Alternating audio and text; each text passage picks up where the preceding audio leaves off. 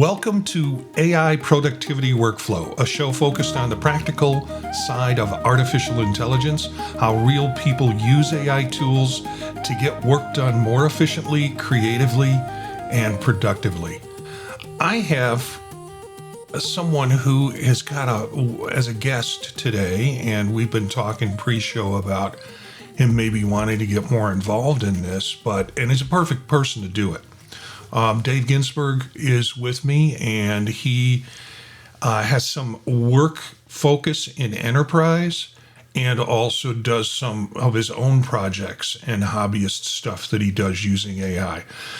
But he's really getting into knowing about it because his work has asked him to get to know about it. And from my standpoint, my institution is making decisions about what's approved AI and what's not approved AI. So the idea of talking this on a larger systems or enterprise piece is exciting to me to do that with David, besides all the creative stuff that he does. So David, go ahead and introduce yourself a little bit, and we'll get started. Well, first off, Marty, thanks for having me. This is great. I am Dave Ginsburg. I'm an IT professional. I've been working in the field for close to 30 years now. I'm at 26 years in my current role.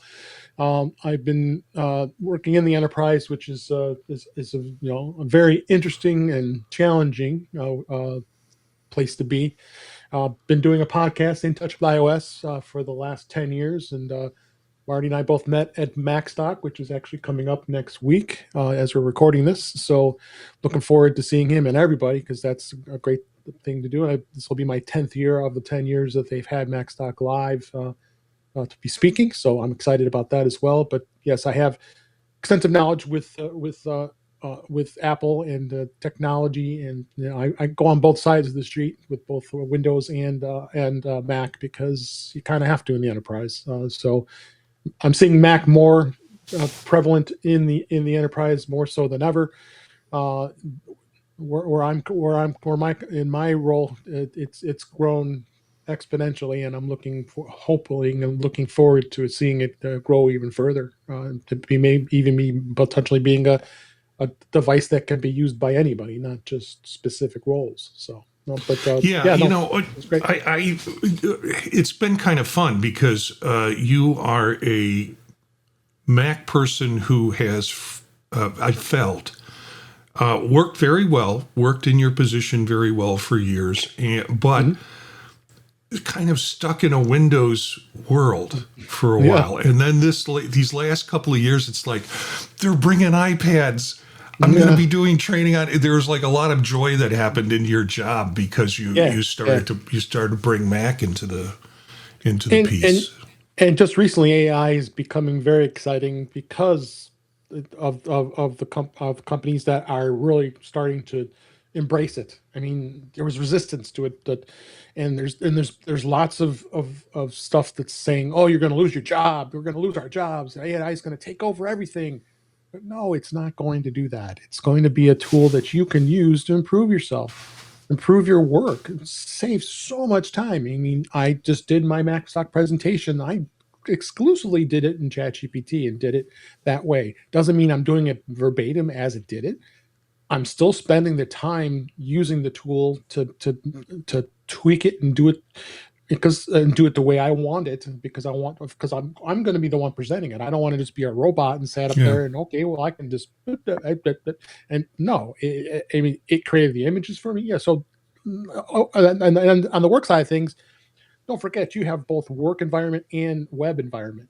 So what's great with that is you can use it in the work environment, be able to search things in your work environment. So all the times you spend in Outlook trying to find things, it's such a nightmare. And trying to find an email, or trying to find something that was specific to a topic that you were looking for, related something you're trying to find. Now you just jump in most cases, Copilot is Microsoft. You use that to be able to search out there, and you'll find things. It's incredible. I was like, oh my God, this would have took me hours to be able to do this. So just having that, and then creating the spreadsheets and bringing all the information, tapping into systems that companies have. There's where the growth is going to be, because people spending so much time in spreadsheets and going into systems trying to tap out the data and bring it into a place you want it to be good for you.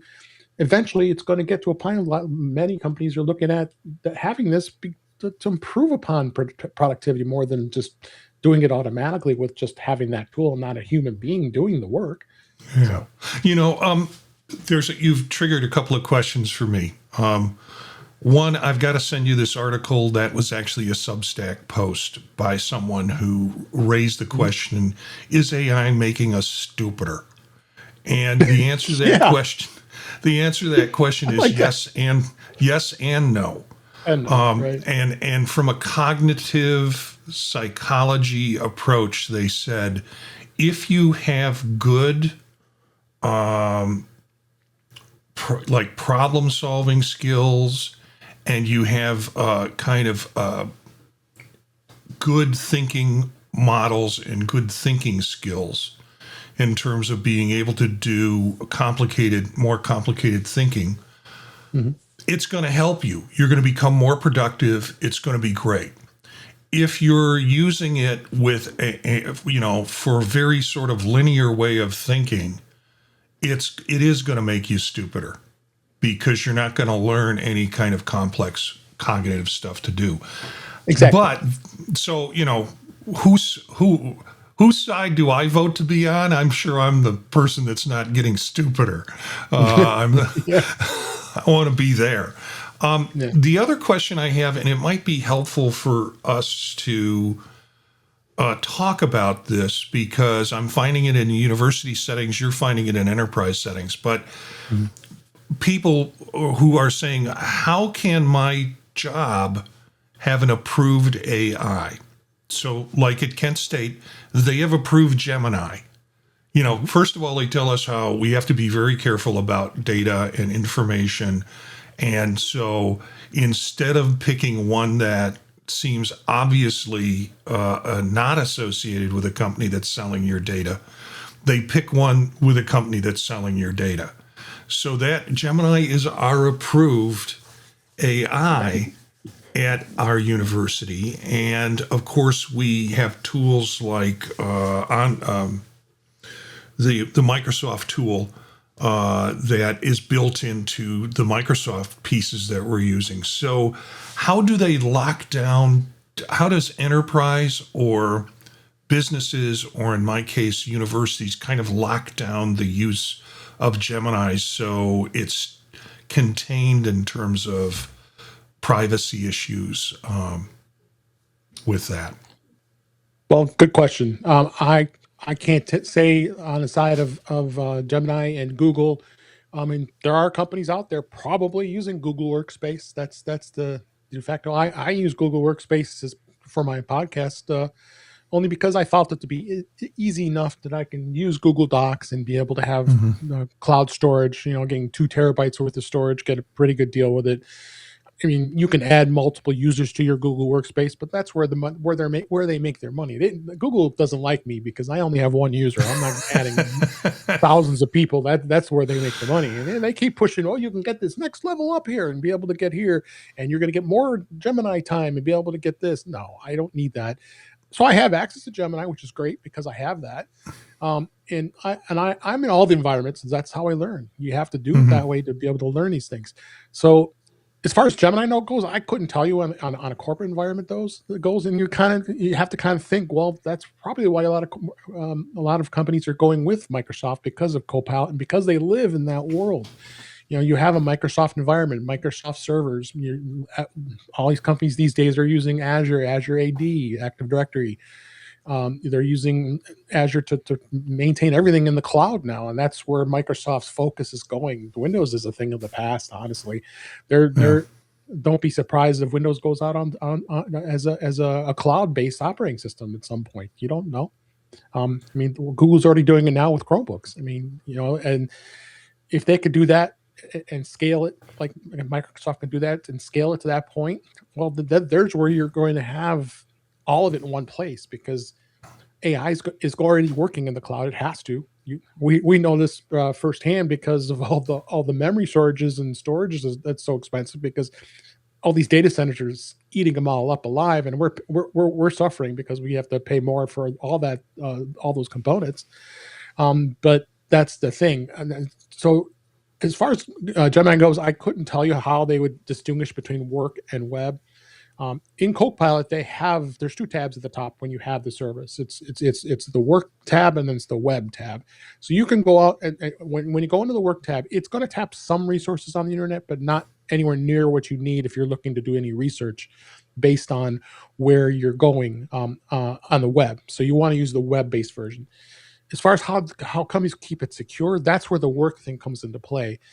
If you're you have to educate users. You have to tell them, hey, this report is confidential. You cannot be uploading it. And but believe me, information security teams and companies are looking at this, and they've got everything. Everything is an audit in an enterprise. You have to have your cybersecurity teams assessing anything that they're going to implement. So any piece of software that goes out there, it's got to meet the criteria of the information security policies based on what company is setting it. Most companies are smart enough to know. I mean, we have our friend Webb who talks about it a little bit with his company. He's in the same boat. Well, he's the guy that makes all the decisions. Well, I work for a much larger company that has teams and has a chief security officer that's overseeing this. I mean, you got companies that are doing that all the time. Well, that's how they're going to be able to keep that secure, because they're keeping it within the four walls of the company's network. Right. So any of that information, if it's scanned, it's going to say, no, you can't put that out there, or it's going to be told it has to block it. So it knows where the data is coming from. It's inside the house, and correct. It is like, this is something that has to stay inside the house. I don't know what the protections are at my university, other than people warning us to not put in student information or any identifiable information, or anything that is protected in terms of student identity information within it, and using it that way. Right. I think we have a under-equipped and under-trained workforce at my university, where I think people don't know how to use it. They're still asking it.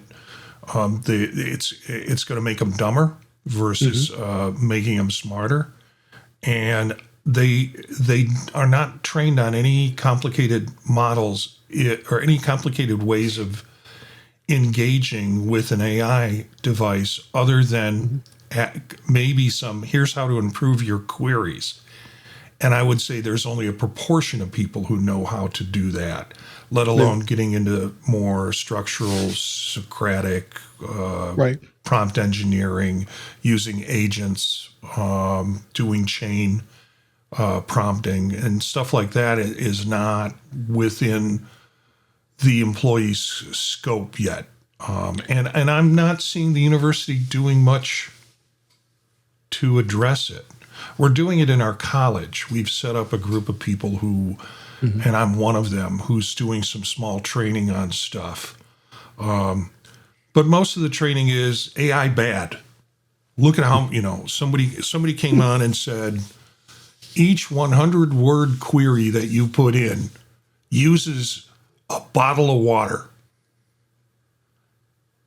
I don't know how they got those numbers.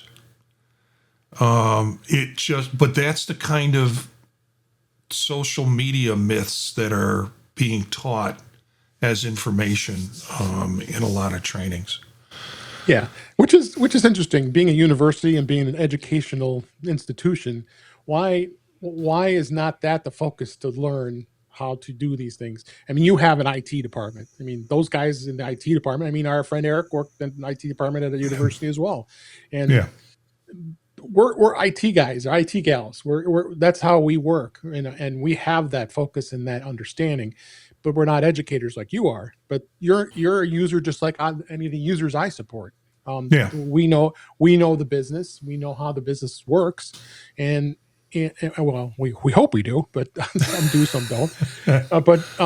But by me being here as long as I have with in my company, I'm very knowledgeable of the business. I understand what the business is, what it does, how it works. I'm not just some IT guy who knows how to fix a computer. I mean, that's the thing, and that's what I've got amazing value in my role in all the years I've stuck with this company for so many years is because of that. Because I get the opportunities to be not just fixing a computer, but I get to be involved with the business, how they do things, what I can do to make the business better, improve it. And that's Yeah. going to be the same thing with AI. You're going to get companies that are going to have different departments who do different things. I can sit here and tell them about, oh yeah, look at my great presentation I did on a podcast and how I did this on a podcast. But I start bringing those examples all the time. Those are the things that I enjoy and what I do. Well, they don't care about that. Sitting in a session with a department that's specific to what the department does, they want to know, oh, what can I do to make my job better? And that's where AI is going to come into play here, because there's so much resistance out there. It's crazy. It's so crazy. But because I've did it once, and I've asked somebody to say, hey, do you use Google? He says yes. Okay, well, think of it that way. That's what AI can do for you. In this case, Copilot. Just go in and search for something, look for something, ask it to do something. Learning how to do prompts, learning how to do agents. Those are the two biggest things that people are just scared of. We had some pretty big sessions that we were trying to get going and to get people to understand it better, and that kind of woke me up. I said, "Oh my God, I better get off my butt and I better start learning agents," because I was not doing that. I was doing all it just like we're so used to for so many years of being in IT. That oh yeah, I'm just go to Google, I search things and just do everything manually and spend all this time on it. But no, you have to learn this, and the next generations ahead of us are going to be way ahead of what we're learning. We're learning it now from the ground floor. Think about what's going to be in 20 years from now, where we're going to be with AI. It's going to be exponential. Yeah, I like the idea that you said you kind of have to bring something to them that's meaningful to them. Right. We found creative ways to do it. I mean, even the show notes for this episode basically was put together from past show notes, and some statements about what I wanted to go. It asked me some questions about what episode number is this, when are you going to record it, and poof, out come the show notes with the intros and extras specific to the topic we're talking about. At Kent, in the College of Education and Human Services, we have started this committee. Last year in the spring, we did a training that was kind of a basic overview. And then I did one that was kind of advanced with prompting. And what they decided, the committee started discussing, we need to do something on data and how it can be used for data, because we have faculty who want to use it, don't know how to use it.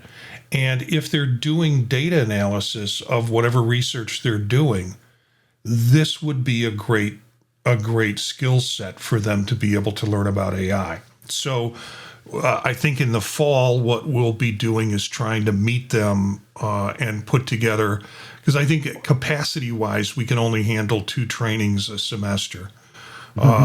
Particularly since you're essentially a voluntary workforce. People can choose to learn about this or not. And in this, although we know it's important. So I think we're going to target a couple of trainings around using it to analyze research data and how to do that safely and protecting, which will bring in more faculty. We had a lot of staff in the previous ones trying to learn how to use it from a prompting standpoint. So we're trying to bring, like you said, bring in something that is meaningful for them that they can apply directly to the work that they're doing. Can we take a few minutes and just maybe move into what AI agents do you use?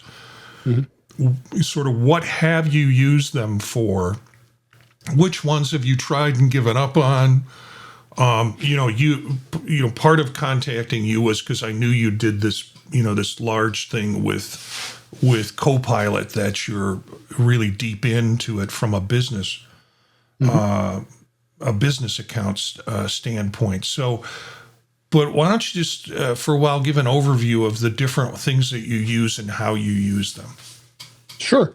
So ChatGPT is what I use mostly. That's what I've been using. That's what I started with. I mean, I think that's what everybody started with Yeah. until, the Copilot. I mean, that's the number one AI tool out there. You know that everybody knows that. Claude is right behind it. I mean, I don't use Claude enough, and I really need to because now we got Fable back. I want to explore that even further because everybody made such a big deal out of it. And by no means am I a developer, but when I hear people saying, "Oh, I created this app just by uh, putting in some information and it created this for me," and I was like, "Holy crap, that is amazing!" So I got to learn more about that. I do have. I mean, I'm looking at on my dock in my Mac here, and I have all of them sitting all next to each other. ChatGPT, Claude, uh, Copilot, and Gemini. Those are the top big ones. I did dabble in Perplexity a little bit, but I just didn't find it to be that great. So, but a lot of things with ChatGPT, like I create show notes. I create a lot of things. In fact, we got to sit down and I want to get it because I really like the way your formatting is, and I've been doing a lot of prompts and trying to get it to the way it is. But yeah, that's the one I use most. And as I mentioned, I did set up like a private quote unquote business with M365 from Microsoft, just because I just want to learn the back end of it, how it works and how it does things, because it's like a small business account. So you can legitimately set this up. So it's not a And big you deal. run that on a Microsoft machine, or are you running it on your No, Mac? it runs on the Mac. It's in the cloud, so it doesn't matter where you run it. That's what the beautiful thing is. And all the AI tools have their own standalone apps, and Yeah. so like I'm looking at Copilot right now. So I have the work tab and I have the web tab. So first thing it's asking me, you know how a lot of times it gives you a prompt, says, "Hey, what do you want to do today?" Well, in this case, it says, "Hey, try asking me to recap a meeting." So I could go in here and go into work and say, "Yeah, recap that meeting from blah blah blah blah blah," and it will go through and it goes out and looks at the recap from, if it was in a Teams meeting, if it was information from another meeting. You can compile all that right from within the work. So that's what this does. So Yeah. that was what my intention was, of why I decided to go with this tool, just so I can have my own playground. That's I guess would be a good way of saying it. Instead of me going into work, and by no means are they looking. Most companies don't just sit there and look at what you're doing. They see what they can see is they can see who's using it, and that's the thing. Because this is a huge investment. Think about it. Yeah. Millions and millions of dollars the companies have to spend on depends on the how many employees there are. If there's 8,000 employees or 15,000 employees, if you're going to enable it for every single employee in the company, think about how much Microsoft's making by you getting a license for each one of those people. So you got to be darn well sure that they're going to use it. It's not the expense of it. It's the usage. Are you getting a return on the investment by doing this? Yeah. So when it comes to that, I don't mean I spin off here on what you were asking me, but its bottom line is, I'm not a real big fan of Gemini. I'll be honest with you. I use it. I think it does okay. I have the standalone app that they did release not too long ago on the Mac.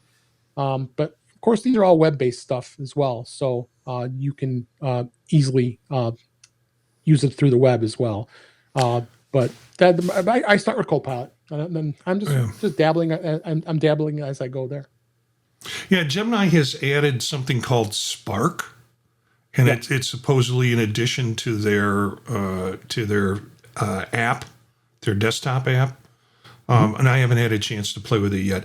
Or maybe you don't know, I did a lot of Chat GPT, Right. and I moved because you can migrate your history over into Claude. And I moved that into Claude, and Mhm. Claude was just immediately intelligent for Nice. me. And the thing that works for me in Claude that doesn't work well in ChatGPT, there Hmm. are some plugins that you can add into ChatGPT to create PowerPoint slides for you. But Oh. essentially, what they create is a PowerPoint framework with a graphic of your words on it. So there's not like Yeah. extractable words. And you can't edit them in PowerPoint. Yeah. Claude does that really well. It will generate and it will generate PowerPoint, and it has basically a couple of backgrounds that it uses, but you can edit those and change backgrounds if you want. So, if I have to give a lecture on something that I already know about, I put the content in Claude. I say, pull this out, give me some bullets around each one of these, and bam, I've got a PowerPoint produced in within 15, 20 minutes to be able to use. And I know you did that. You played around with that and sent it to us all when we were in a podcast. You were like, look I got my whole PowerPoint put together for this presentation. Yeah. So Yeah, that at first, but it does have some flaws. We need to talk about that too. I want yeah, to get that. I can yeah, probably obviously use AI to figure it out, but it's good to have someone and you can bounce things off of to see what did you do. Oh, that's great. I want to do that and learn. yeah. That's the big thing we can do here, and that's a discussion that you want to learn from others that are learning on how to use AI, and this is the way to do it. It's just So show them I what you're doing. I go back to ChatGPT for a couple of things. Mhm. Claude just does not design graphics very well. Hmm. ChatGPT does it well, and you can manipulate it better. If I try to put corrections into Claude, it still gives me junk in terms of graphics. So ChatGPT is my go-to right now for graphics. I have Gemini. I don't use it. I think I dropped my Perplexity account because I Yeah, wasn't I did using it. too. And the times that I've used it, I got back such crap that was like, well, here's some ways that you can do it, but I can't do it for you. And it's sort of like, then why am I paying for you? Exactly. So yeah, and that's so I'm bouncing between those two. I should take a serious look at Gemini and probably return to Copilot because that's sort of where the university. I said the irony of my faculty. I've told you this story. Maybe the irony of my faculty said we don't want students to use any AI during writing of their comprehensive questions. They're not going to use Grammarly. They're not going to use anything, but we'll let them use Word. Yeah, they're Which they're spell checking Word. and not only that, Yeah. most of the modern Word has Copilot in it too. So Yeah. yeah, I saw a graph today that was came out of a post to Reddit where someone had tested the different AIs, including Apple's AI, and and it had to do with either something about written content. And Gemini caught everything, or not Gemini, excuse me, ChatGPT got like 99% of it. Then you had, after that, you had Gemini, didn't quite get maybe 80%. Apple's AI is around 59%. So it's got a ways to grow to be Yes, able it does. to clean that up. But anyways, just thought I'd share that with you. Yeah. Any kind of tips or final things you'd like to talk about? No, I just think one of the tips is going to be, as I've been saying throughout this episode, is the fact that just try. Don't be afraid. Go in and ask it questions. Ask it like you're talking to a person. That's what prompts are. Don't be Yeah. afraid to tell it you're wrong. You're wrong. I've done that, and I'm sure you have too, many times. This is not correct. Oh, you're right. That's what it should be. People at first, that's what people were saying. Don't. You have to be polite. You have to say nice things. No, you don't. It's a computer. It's not going to care what you say. I mean, it might. I haven't tried cussing at it. I don't want to do that, but because then that's in my memory. I'll go into another account and try and see what it does. Yeah. But not that I want to do that. But that's the thing. That's how I've learned in my career. I don't have a lot of education that I've gone through, but I am self-taught on a lot of things I've done, and that's the only way you can be successful with things like this. I learned everything I know by being self-taught, and that's one thing with AI is going to help me even more. I have a resource I can go to at any time, ask it a question, and get the answer probably pretty quickly compared to going to Google. Did you take a lot of toasters apart when you were a kid? Not toasters, but I took VCRs apart, yeah, and radios. I think that's how old I am. Yeah. Old Betamax VCR that was the primary device in the home, and that was back in the old days with those beastly, enormous size Sony Betamax with the mechanical door and all that stuff. I took it apart and look, it's all I can fix this. So yeah, but it was a Betamax, and it was a Betamax, and it was bound to die anyways in terms of the platform. I did. I mean, I have built PCs before. I mean, I've done it many times. I mean, I had to do it because I became A+ certified with CompTIA, so that's the certification for computer professionals. I mean, it was a lot of fun. I mean, and would I do it again? Not so much. I mean, technology's changed tremendously. I was like, God, that was like 26 years ago, right? When I got certified. So.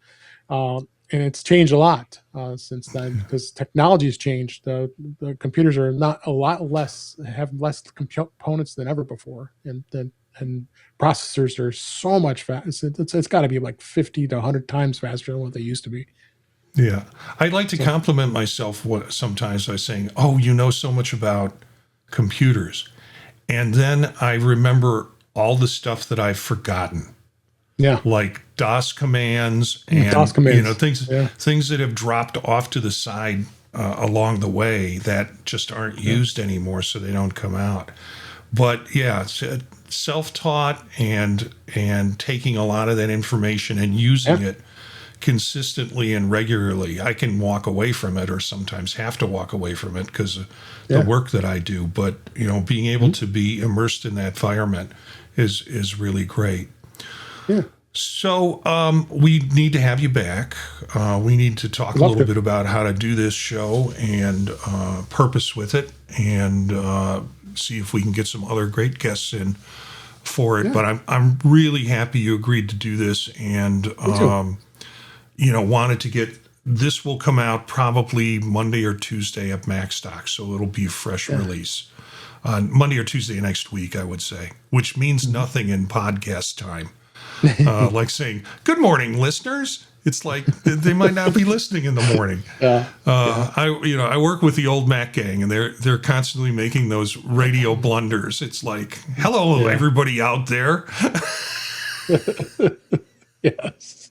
So, thanks for doing this, Dave. Thank you. We will be able to get together, and we can talk about the nuances of AI next week, and maybe even I can share some workflows, and you can see how I am taking the long way around to do something simple, but that's the path that I know right now. So it's rewarding at the end at the end of that path, because I know where that path always leads to. So there's probably simpler ways to do it, but right now I'm stuck on that path. I still use a mouse, so what the heck? I don't use a trackpad. I go both ways. Yeah. So thanks for joining with us, and thanks for bringing your knowledge, expertise, and such to the program. And you can connect with us, listeners or viewers.